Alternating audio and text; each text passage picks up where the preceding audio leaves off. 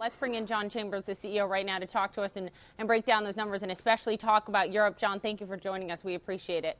Poppy, it's a pleasure to be on your show once again. So you had very strong growth in your non-core businesses. Still, though, we see a fourth straight quarter of declines in terms of earnings, tighter margins. Projections, though, from analysts for the next quarter, the quarter we're currently in, are very, very strong. So, John, what is your take on where Cisco is in terms of really turning the corner here? Well, we had record earnings this quarter, went very close to record earnings on earnings per share. We had record revenues. If you watch what we've done, we had 4 or 5 extra inches around our waist. We got a little bit fat. What we've done over the last 2 quarters is we got back and lean again. We're starting to gain market share versus all of our peers. And, Poppy, we're in the right market.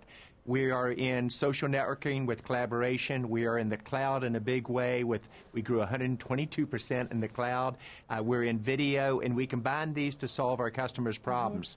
So I think we're very well positioned for the future. We've done this, as you know, Poppy, 3 or 4 times in the past. We've always come out of these challenges stronger, more market share, and most of our peers get left behind in the process. You don't break out Europe separately in your earnings, but, John, I really want your candid take on your concern level about Europe right now. I'm very concerned, Poppy. People talk about Europe as one Europe. You almost want to think of it as a block of 4 groups.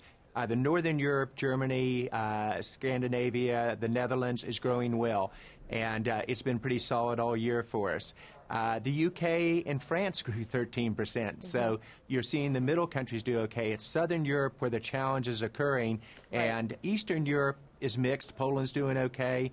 When you go all the way over to Russia, they're doing okay. So it's kind of a balanced story. Poppy, we grew 13% in this quarter in Europe. Next quarter, we're forecasting growth only in mid-single digits. So we look for our growth to come out of the Americas and Asia Pacific. Right, so that shows you're projecting that this weakness is going to continue in Europe, is going to weigh on the company. I'm also interested in your public sector exposure. About 20% of Cisco's global sales come from the public sector. You dominate there in switching and routing, but how much are global cutbacks in spending, these austerity measures, going to hit that business, John? And on top of that, what is Cisco going to do to combat that?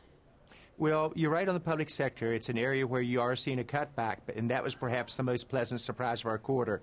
Our public sector on a global basis grew by 10% year over year. The U.S. only grew by 5%.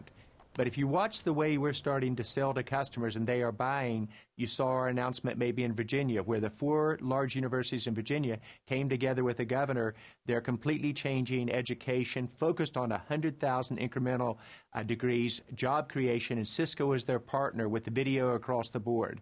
That's how we begin to sell in the future. We solve whether it's the military working with them on their key missions, whether it's the financial institutions or the service providers saying, how do you generate more revenue?